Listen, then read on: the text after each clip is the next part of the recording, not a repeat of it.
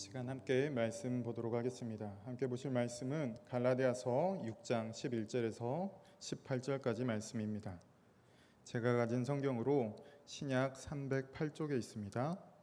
갈라디아서 6장 11절에서 18절까지 말씀입니다.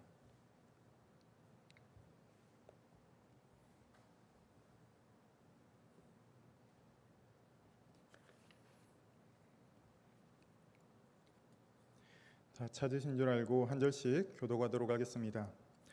내 손으로 너희에게 이렇게 큰 글자로 쓴 것을 보라. 물은 육체의 모양을 내려하는 자들이 억지로 너희에게 할례를 받게 함은 그들이 그리스도의 십자가로 말미암아 박해를 면하려 함뿐이라. 할례를 받는 그들이라도 스스로 율법은 지키지 아니하고 너희에게 할례를 받게 하려 하는 것은 그들이 너희의 육체로 자랑하려 함이라.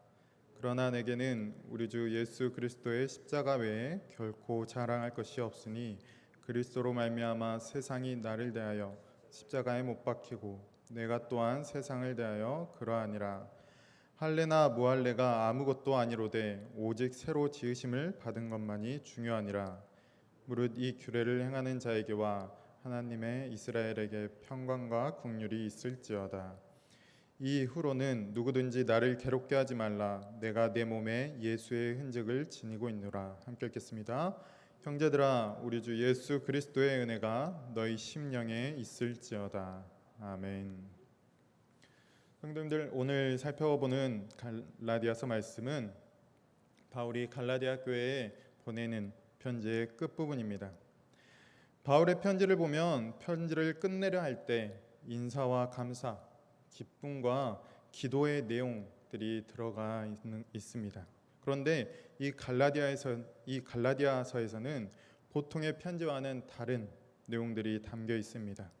지금까지 이야기했던 내용들을 다시 한번 정리해주고 이야기를 끝내고 있습니다.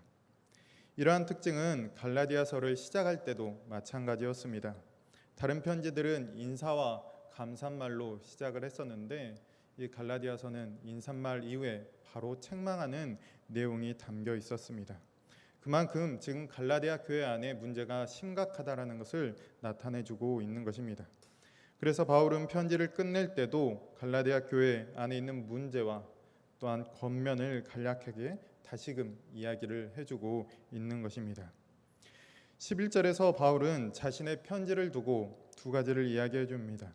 내 손으로 쓴다, 큰 글자로 쓴다입니다. 내 손으로 쓴다는 것은 바울이 오늘 말씀인 11절부터 자신의 손으로 직접 쓰고 있다라고 하는 것입니다. 그렇다는 것은 앞에 1장 1절에서부터 6장 10절까지는 다른 사람이 대신 써주었다는 것이죠. 이것은 전혀 이상한 것이 아니고 당시 문화에서는 흔하고 당연한 일이었습니다. 당시는 파피루스라고 하는 식물의 줄기로 만든 종이나 아니면 양의 가죽으로 만든 양피지에 글을 썼습니다. 그런데 그 글 쓰는 것이 쉽지 않은 일이었고 가격 또한 많이 나가서 글을 쓸 일이 있으면 전문적으로 글을 써주는 대서가를 불러서 대신 쓰게 했습니다. 글을 써주는 방법에도 여러 가지가 있었습니다.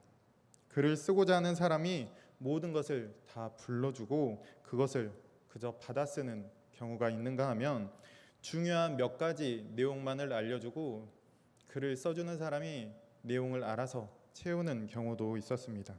아니면 그 글의 핵심 주제 하나만 알려주고 대서가가 다 알아서 쓰는 방법 또한 있었습니다.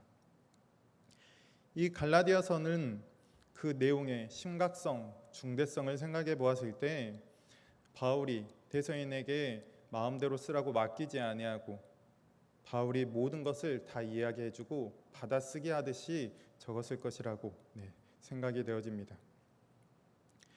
이렇듯 앞부분은 대서인을 통하여서 글을 썼지만 11절부터는 바울이 직접 쓰고 있습니다. 바울이 여기서부터 자신의 손으로 쓴다라고 말하는 것은 이 편지의 내용이 중요하다는 것이고 이 편지를 끝내면서 다시 한번 자신이 말하고자 하는 것을 강조하고 싶은 것입니다. 그리고 큰 글자로 썼다는 것도 동일한 의미로 사용되어집니다. 저희가 책의 밑줄을 긋는 것과 같은 의미가 큰 글자로 썼다라는 것입니다. 바울의 이 편지는 회중 앞에서 낭독이 되었을 것입니다. 이 낭독자가 편지를 읽다가 강조하는 문장과 함께 글씨까지 커져 있는 것을 본다면 그 낭독자는 저절로 더 크고 단호한 목소리로 회중 앞에서 읽어 내려갔을 것이고, 그것을 듣는 회중 또한 이 내용이 중요하다라는 것을 깨닫고 집중해서 들었을 것입니다. 바울이 큰 글씨로 쓴 오늘 말씀인 이 내용, 1장에서부터 지금까지 해온 이야기입니다. 다시 반복하는 내용이긴 하지만 바울이 큰 글씨로 직접 쓴 내용인 만큼 성도님들께서도 집중하여서 하나님의 말씀을 듣고 더욱더 깊이 깨닫는 시간이 되시기를 바랍니다. 12절과 13절은 갈라디아 교회에 찾아온 유대주의자들이 어떠한 자들인지 다시금 설명해 주고 있습니다. 저희 12절, 13절 함께 읽어보도록 하겠습니다. 무릇 육체의 모양을 내려하는 자들이 억지로 너희에게 할례를 받게 함은 그들이 그리스도의 십자가로 말미암아 박해를 면하려 함뿐이라. 할례를 받는 그들이라도 스스로 율법은 지키지 아니하고 너희에게 할례를 받게 하려 하는 것은 그들이 너희의 육체로 자랑하려 함이라. 유대주의자들이 갈라디아 교회에 와서 할례를 받아야 한다라고 강요를 합니다. 바울은 무엇 때문에 그들이 강요한다라고 말하고 있습니까? 그들이 박해를 면하려고 강요한다라고 말합니다. 그들이 예수님을 믿음으로 그리스도의 십자가로 무슨 박해를 받았던 것일까요? 당시에 그리스도를 믿고 전한다는 것 쉽지 않은 일입니다. 바울이 그 산 경험자입니다. 그리스도를 전하다가 유대인들로 말미암아서 매를 맞기도 하고 감옥에 갇히기도 하고 죽음의 문턱까지 가기도 했습니다. 이러한 상황 가운데 유대주의자들도 유대인들도 예수님을 믿는다는 것으로 여러 핍박을 받았을 것입니다. 이들은 그 핍박을 면할 방법으로 이방인에게 할례와 율법을 지키게 했다는 것입니다. 이러한 방법으로 핍박을 면할 수 있었던 이유는 이방인들을 유대화시켰다는 것, 할례와 율법을 지키게 하는 모습이 유대인들의 마음을 누그러뜨렸다는 것입니다. 또 이들이 할례를 시키려고 했던 그 목적에는 자랑 또한 포함되어 있다고 바울은 말합니다. 자신이 이방인 그리스도인 중에서 내가 몇 명을 할례를 시키고 몇 명을 율법을 철저히 지키는 자로 세웠다라고 다른 사람들에게 자랑한다는 것입니다. 그래서 이들은 내가 몇 명을 변화시켰다라고 스스로 자신을 높이고 자신의 영향력을 키우고 싶었던 것입니다. 즉 갈라디아 교회에 찾아온 유대주의자들의 목적을 보면 갈라디아 교회를 위하여서 율법과 할례를 시킨 것이 아님을 알 수 있습니다. 그들은 자신의 안위와 자신의 위상이 더 중요했던 것입니다. 그리고 이들은 스스로도 그 율법을 지킬 수 없는 자들입니다. 전에도 말씀드렸지만 바울에게 있어서 율법을 지킨다는 것은 하나님의 모든 계명을 지킨다는 것입니다. 하나도 빠짐없이 말입니다. 그렇게 바울이 보기에 유대주의자들은 율법을 지키는 흉내를 낼 줄 몰라도 다 지키지 못하는 자들입니다. 또한 율법의 진정한 목적인 이웃을 사랑하는 것, 사랑으로 율법을 성취할 수 있는데 유대주의자들은 갈라디아 교회를 전혀 사랑하지 않았습니다. 오히려 자신을 챙기기에 더 급급한 자들이었습니다. 그들에게 십자가의 희생이나 사랑 따위는 없었습니다. 바울은 이러한 유대주의자들의 실체를 마지막에 와서 명확히 드러내므로 지금 속고 있고 잘못 살아가고 있는 갈라디아 교회에게 돌이키라고 말해주고 있는 것입니다. 그러면서 이번에는 자신의 이야기를 해줍니다. 14절 말씀인데요. 함께 읽겠습니다. 그러나 내게는 우리 주 예수 그리스도의 십자가 외에 결코 자랑할 것이 없으니 그리스도로 말미암아 세상이 나를 대하여 십자가에 못 박히고 내가 또한 세상을 다하여 그러하니라. 유대주의자들은 자신이 높아지고 영향력이 커지는 것이 자랑이었는데 바울에게는 십자가가 자랑인 것입니다. 성도님들은 어떻습니까? 성도님들은 무엇이 자랑이 되십니까? 여러분들이 높아지고 여러분들의 안위가 더 중요합니까? 아니면 예수 그리스도의 십자가가 더 중요합니까? 바울 당시의 십자가의 의미를 무엇인지 한번 생각해 보면 저희들이 십자가가 쉽게 우리의 자랑이다라고 하지 못합니다. 이 당시의 십자가가 어떠한 의미였습니까? 이방인들의 눈에 보기에는 큰 범죄를 저지른 사람을 죽이는 아주 극악한 처형법이었고, 유대인들의 눈에 보기에는 하나님의 저주를 받아 죽는 사건입니다. 즉 십자가는 사람들의 눈에 보기에 결코 자랑할 것이 못됩니다. 세상의 기준에서 보면 십자가는 그가 잘못 살아온 인생의 결과이고 실패한 인생이고 저주라는 낙인이 찍히는 일인 것입니다. 그런데 바울은 이 십자가가 자랑이라고 말하고 있습니다. 바울에게 십자가가 자랑인 이유는 무엇일까요? 그건 그가 더 이상 세상의 관점에 따라서 세상의 가르침에 따라서 살아가고 있지 않기 때문입니다. 바울은 십자가에서 죽으시고 부활하신 예수 그리스도를 통하여서 의롭게 된다라는 것을 깨달았습니다. 이제는 율법으로 의를 완성하려고 하지 않아도 되고 은혜로 의롭게 된다라는 것을 알게 되었습니다. 또한 예수님께서는 성령님을 보내주셨습니다. 그리고 성령을 따라 율법의 완성인 사랑을 실천할 수 있게 해주셨습니다. 즉 십자가를 세상의 관점에서 보자면 실패와 수치의 사건이지만 예수 그리스도를 믿는 신자에게 십자가는 하나님의 뜻을 이루는 자랑이며 영광이 되는 것입니다. 성도 여러분, 저희에게 이 십자가는 어떠한 의미입니까? 실패와 수치입니까? 아니면 자랑이며 영광입니까? 십자가가 저희에게 자랑이요 영광이기에 지금 이 자리에 앉아 계시리라 생각이 되어집니다. 그리스도의 십자가를 경험했을 때의 그 감격과 그것을 평생 품고 살아가겠다는 다짐, 십자가에 대한 깊은 마음이 성도인 저희들에게 있는 것입니다. 그런데 성도 여러분, 이 십자가를 거기에서만 끝내지 않고 과거에 있었던 일로만 끝내지 않고 지금 현재 우리 삶으로 가져오면 생각이 달라질 수 있습니다.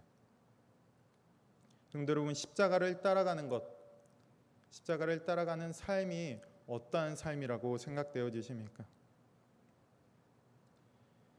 십자가를 따라가는 삶은 예수님께서 말씀하셨습니다. 누가 오른쪽 뺨을 때리면 왼쪽 뺨을 내어줄 수 있어야 된다라고 말합니다. 누가 오리를 가자고 하면 십리를 가주는 것이 십자가의 길이라고 이야기합니다. 누군가 속옷을 내어달라고 하면 겉옷까지 내어줄 수 있어야 된다라고 말합니다. 넓은 길이 아닌, 편한 길이 아닌 좁고 협착한 길이 십자가의 길이라고 이야기하고 있습니다. 세상이 좋다고 하는 길이 아닌 세상을 역행하는 길을 걸어가야 합니다. 성도 여러분, 이러한 삶을 살아가고 싶으십니까? 저희가 이러한 삶을 살아간다고 해도 세상은 박수 쳐주지 않을 것입니다. 이 악한 세대는 그러한 저희를 보면서 오히려 이용해 먹으려고 할 것입니다. 만만하게 보고 아무렇게나 해도 된다라고 생각할 것입니다. 세상의 흔한 말로 저희들을 호구로 생각할 것입니다. 성도 여러분, 정말로 이러한 십자가의 길을 가기를 원하십니까?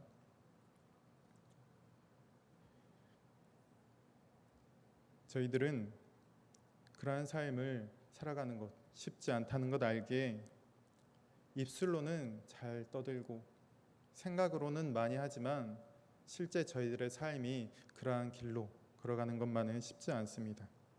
한두 번 도전해 보긴 하지만 금세 원위치로 돌아오는 것이 저희들의 삶인 것 같습니다. 그런데도 바울은 이러한 길을 걸어갔습니다. 그리고 그러한 길을 자랑이라 여기면서 살아갔습니다.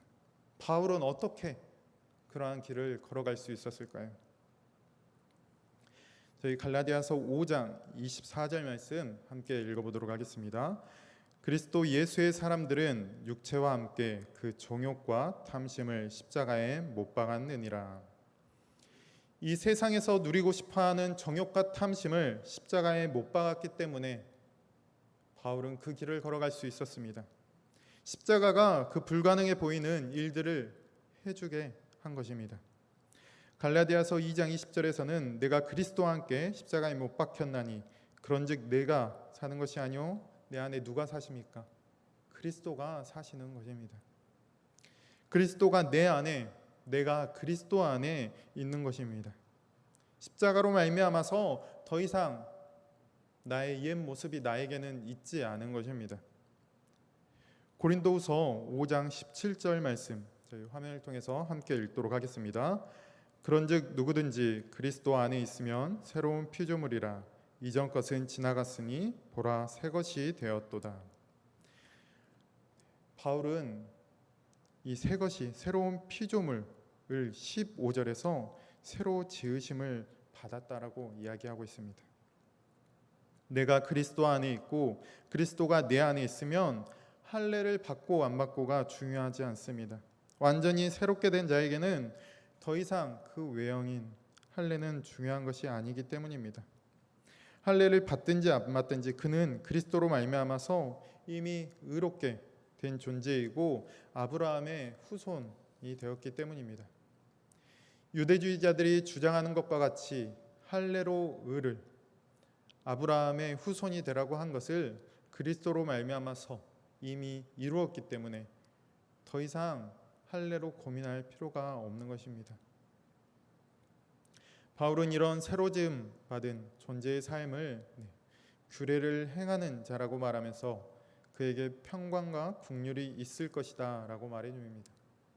당연한 것입니다. 왜냐하면 새로 지음 받은 존재의 삶은 성령을 따라 살아가는 삶이기 때문입니다. 세상의 것을 쫓아 걱정과 근심, 죄와 사망에 대한 두려움이 더 이상 그에게는 없는 것입니다. 오히려 성령을 통하여서 사랑과 기쁨과 감사가 평강이 넘치는 것입니다. 갈라디아서 6장 17절 말씀 함께 읽어볼까요?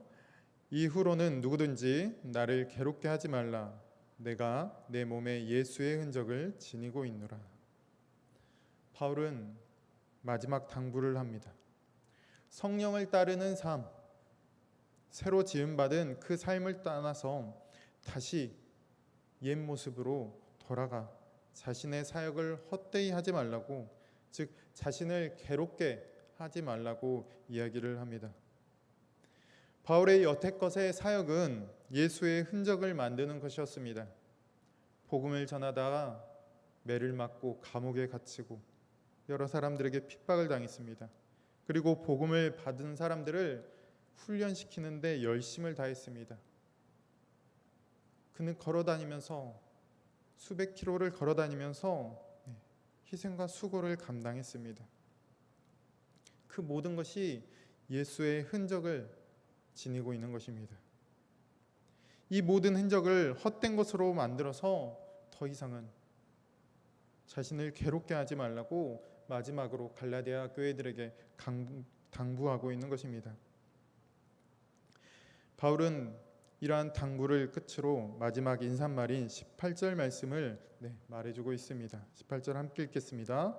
형제들아 우리 주 예수 그리스도의 은혜가 너희 심령에 있을지어다. 아멘. 18절에 아직 갈라디아 교회 형제들, 교회 사람들을 형제들이라고 부르고 있습니다. 이것은 그들에게 아직 소망을 두고 있는 것입니다.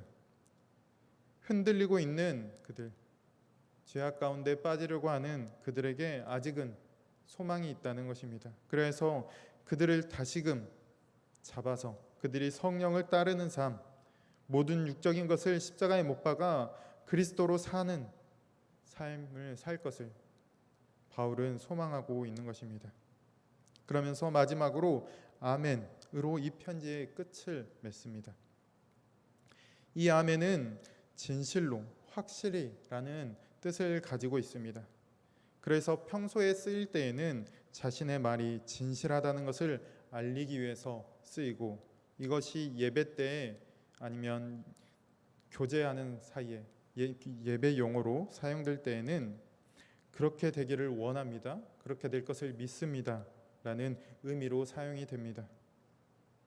즉 바울은 이 편지에 진실성을 알리는 것과 동시에 자신이 전했던 복음을 따르는 삶을 살기를 간절히 바라면서 아멘으로 끝을 맺는 것입니다. 그리고 아멘으로 끝맺는 이 말은 지금도 그렇지만 성도들의 화답을 요구하는 표현이기도 합니다. 저희도 설교자가 믿습니까? 라는 의미로 아멘을 외치면 성도님들께서도 아멘으로 화답을 하시죠. 그것과 같은 것입니다. 바울은 갈라디아 교회가 아멘으로 화답하기를 소망하고 있습니다. 성도 여러분, 그리고 저 또한 여러분이 아멘으로 화답하기를 소망합니다. 무엇을 말입니까? 바울이 그토록 원했던 육을 떠나서 성령을 따르는 삶, 사랑으로 율법을 이루는 삶을 살아가기를 소망합니다. 이것이 무엇으로 가능했습니까? 십자가로 가능합니다. 십자가로 말미암아서 우리의 옛 자아가 죽고 예수 그리스도가 내 안에 살아갈 때, 그로 말미암아서 내가 새로운 피조물이 되었을 때 가능하게 됩니다. 그럴 때 저희도 십자가를 자랑 삼을 수 있는 것입니다. 세상은 비웃고 세상은 조롱할지 모르지만 저희는 영광으로 그 십자가를 삼아 평생 하나님을 찬양하며 살아갈 것입니다. 예수 그리스도의 십자가가 지금은 부족하고 연약하고 안 될 것 같은 우리의 삶을 변화시킬 것입니다. 성도 여러분, 그런 새로운 피조물이 되시기를 간절히 소망합니다. 세상과는 다른 삶을 살아가시기를 소망합니다. 오직 복음으로 구원을 누리는 삶, 구원받은 자로서 사랑의 율법의 요구를 온전히 이루는 삶을 우리 성도님들이 살아가시기를 시간 간절히 소망합니다. 기도하겠습니다. 거룩하신 하나님 아버지, 저희를 위하여서 예수 그리스도를 보내주시고 그를 믿어 의에 이를 수 있게 해주신 감사합니다. 저희의 죄악을 보지 않으시고 십자가를 통한 구원을 허락해 주셔서 감사합니다. 하나님, 그런 저희의 삶이 이제는 십자가를 자랑하는 삶이 되게 도와주시옵소서.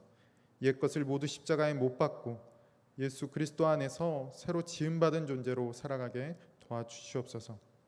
또한 새로 지음받은 존재로서 안심하고 살아가는 것이 아니라 이제 그러할 때마다 더욱 선한 일을 위하여 힘써 달려가게 도와주시옵소서. 하나님을 사랑하고 이웃을 사랑함으로써 하나님의 뜻을 온전히 이루는 저희 영천교회가 되게 도와주시옵소서.